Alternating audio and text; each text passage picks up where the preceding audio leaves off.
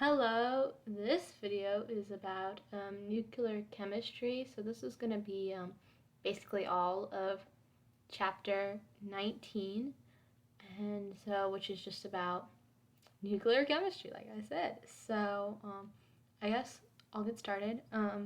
So first, talk about radioactivity. My pen is very thick. So radioactivity is basically energy rays that spontaneously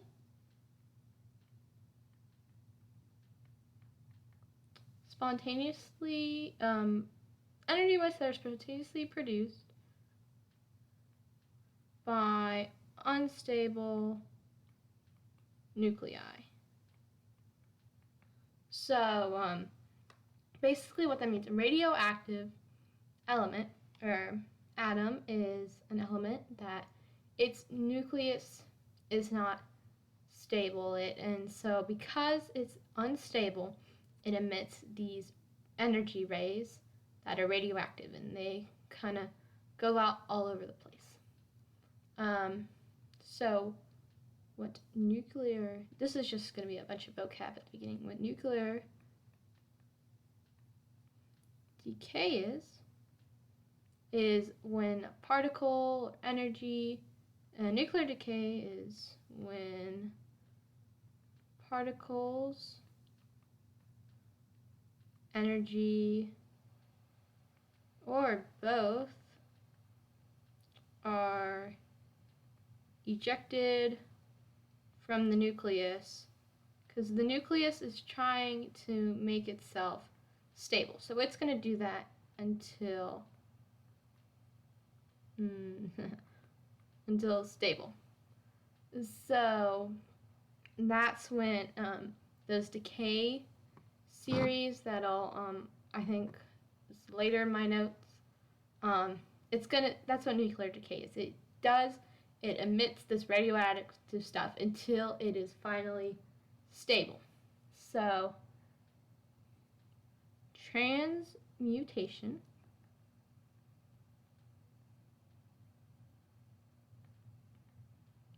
is the conversion of one element into another that occurs to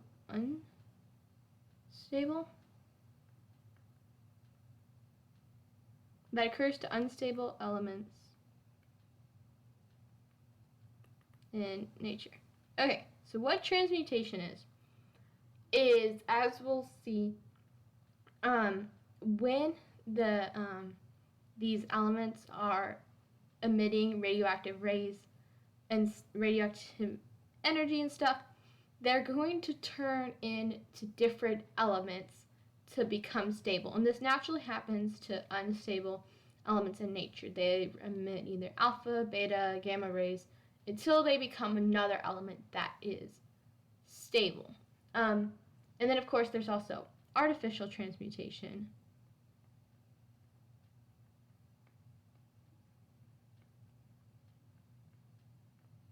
which is when they bombard nuclei to make unstable elements via particle accelerator. So, nuclear bombs, nuclear energy. So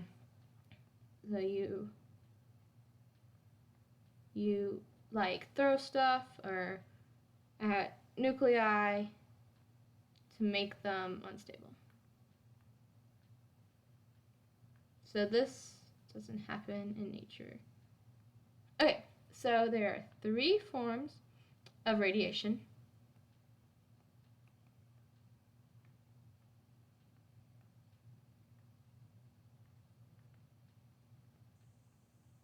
The first is alpha, which you also see as the lowercase Greek letter. That's kind of a fish more. It's more of an A shape, but you know what it looks like.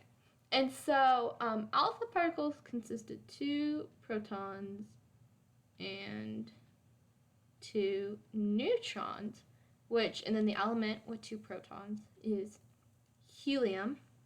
And when you add 2 plus 2, you get atomic mass of 4. Your protons 2. So alpha particles are just helium. They're the weakest and type of radiation. And you have beta, which is B.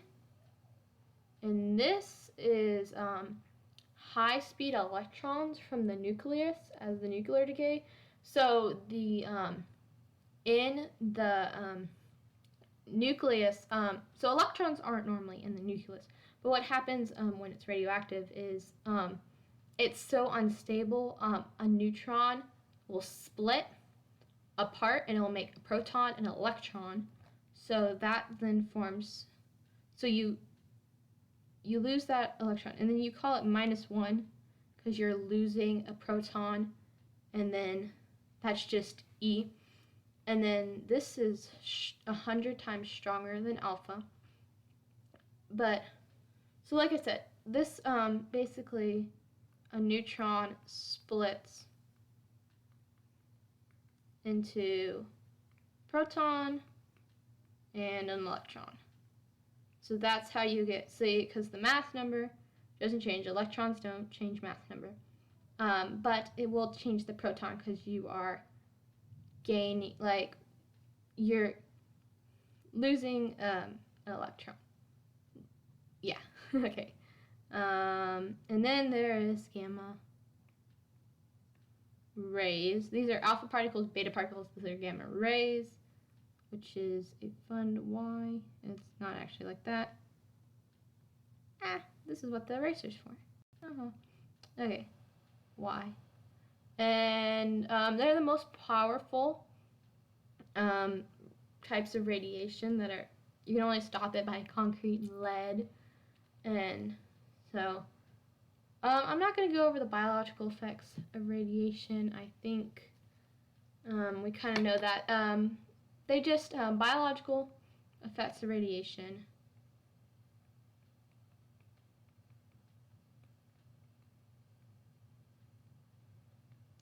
depend on the energy, the type of energy, so alpha can be stopped by paper, so that's not really going to hurt you. But gamma will. So the energy of the radiation, the penetrating ability, that'll depend on how much it affects you. Iodizing ability,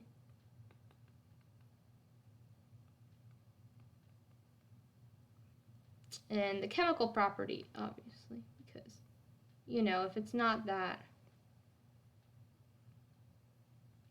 harmful, its properties aren't going to, then the properties aren't going to do anything to you.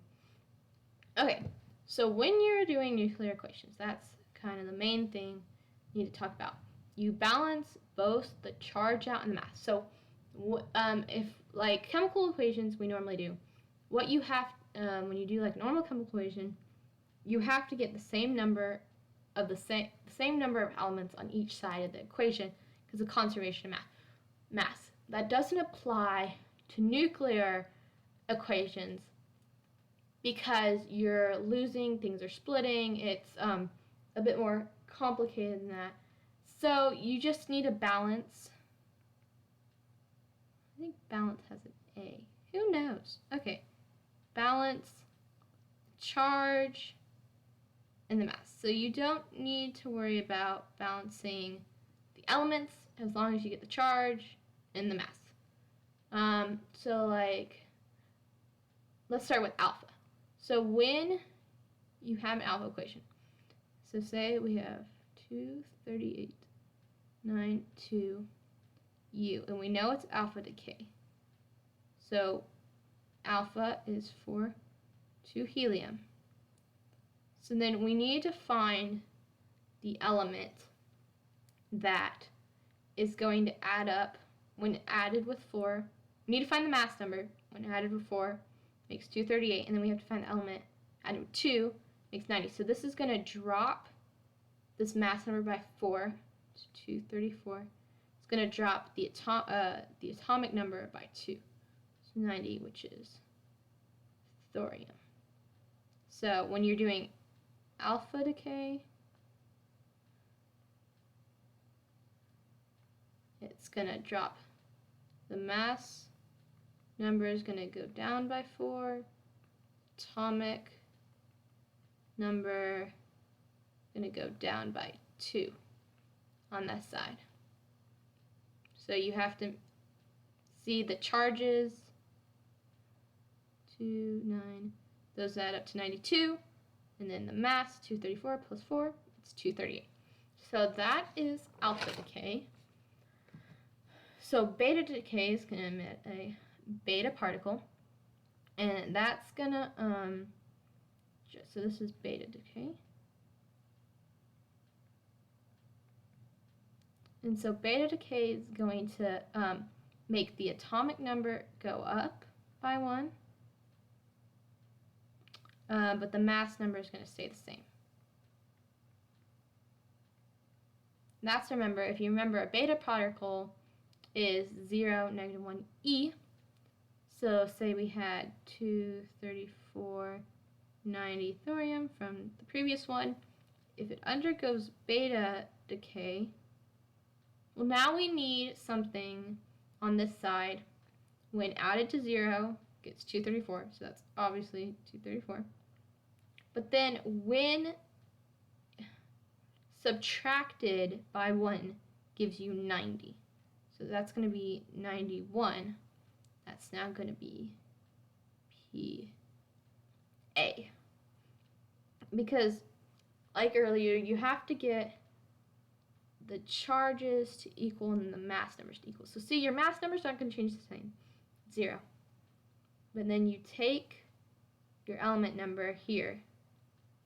If you have it on this side, 90, and you add 1, 91, and that gets you your element here at that split. Okay, so then you have Decay Capture, which is also known as Electron Capture.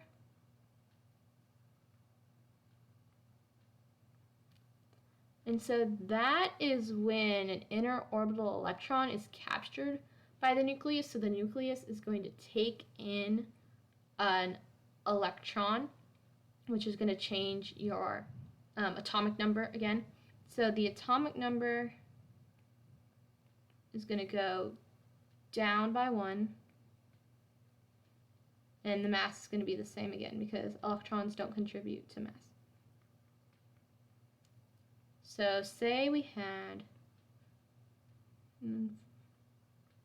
PD, and then this is going to be, because it's taking it in, it's not going to be on the product side anymore, it's going to be on the reactant side. So this is the reactants, and then on the other side of the arrow is the products. And so because it's capturing, it's not decaying, it's going to be on the reactant side. And so we see 100 plus 0, 0, and then 46 minus 1 is 45, which gets us RH.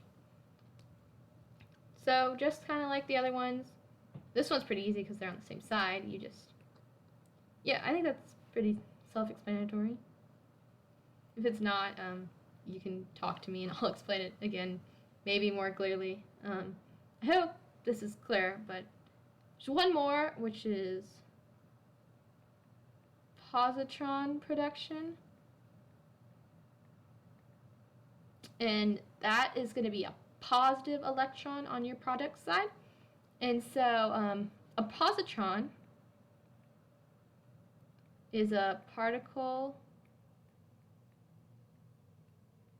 with the same mass as an electron, but a positive charge now. So it's gonna kind of, I'm gonna say kind of act like a proton. Proton would obviously contribute to the mass. This isn't gonna contribute to the mass. This is just gonna, it's going to make your atomic number go down again.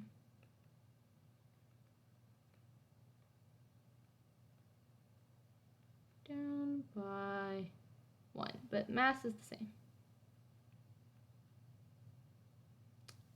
So its net effect is change a proton into a neutron. So say we had like 22, sodium 22, and then we were doing positon production. So now this E, this electron, there's no sign, it's implied that it's positive. So now we need to get something 0, so 22. And then, so we need to get something that when you add 1, not subtract, add 1, gets you to 11. So that's going to be 10, so that's going to be neon. So that's a bit of a rundown on the 4 types. If we just want a little recap, so electron capture is going to be on your reactant side. So here's another example of electron capture. That's an A.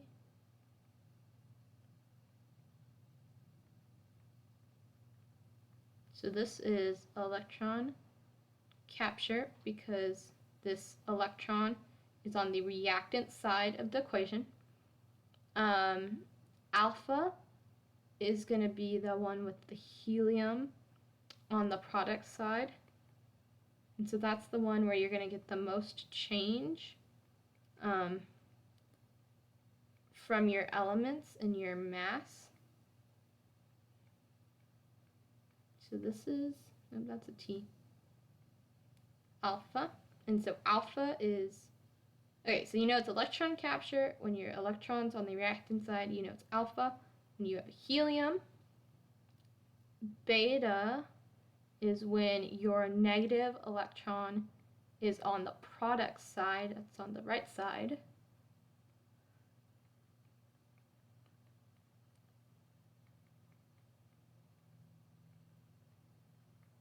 So this is beta because you have your negative electron. Electrons always have a negative charge. So you have your electron on the product side. And then positron is when you have your positive electron, your electron that's gonna mathematically act like a proton. Plus E.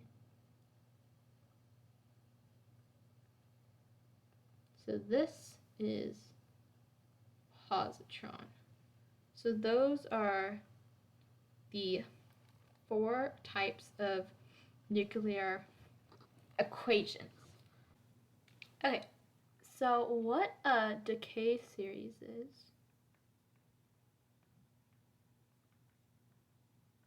is this decay series occur until a stable nuclide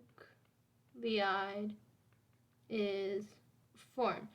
So basically an element will undergo a decay series until it forms a stable element. And so it'll do multiple alpha or beta, or, you know, multiple steps of that to get until it becomes a stable element. An example of that is uranium. That takes, you know, multiple steps, multiple radiation series to get to the stable element. Alright, so transuranium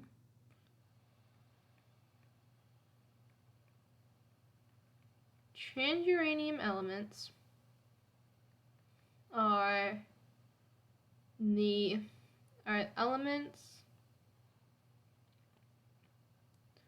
with atomic numbers 93 through 118, or all the elements after uranium, and this trans after uranium. And these have all been synthesized since 1940. So these are all man-made elements that have not been found in nature yet. So another thing to talk about with nuclear chemistry is fission and fusion. So fission is breaking apart the nucleus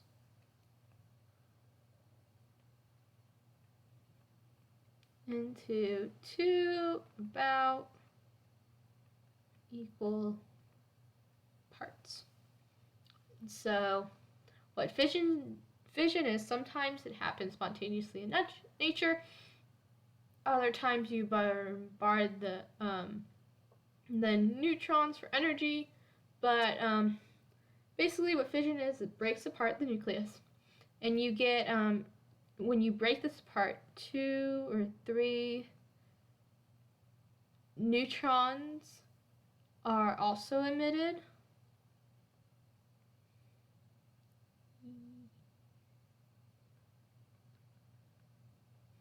Creating a chain reaction.